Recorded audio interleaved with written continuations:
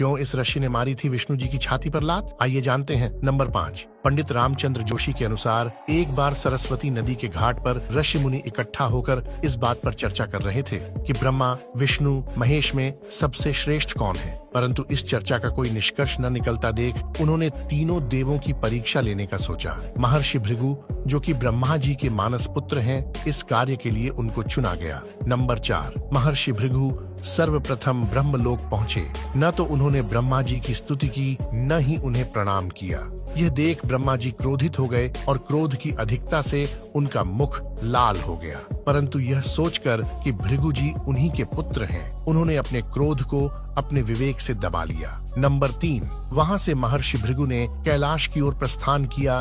देवाधिदेव महादेव भृगु को आता देख प्रसन्न होकर अपने आसन से उठे और उनको गले से लगाने के लिए भुजा फैला दी। किंतु भृगु तो उनकी परीक्षा लेने आए थे।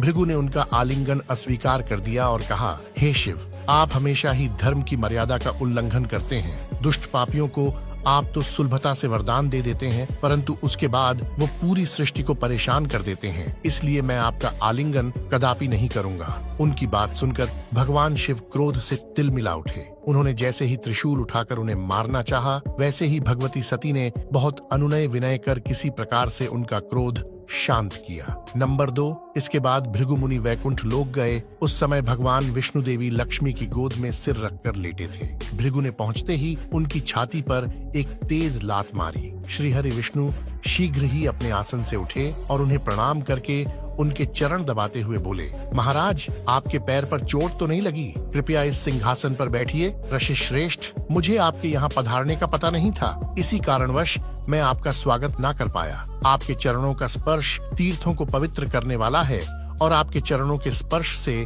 आज मैं धन्य हो गया।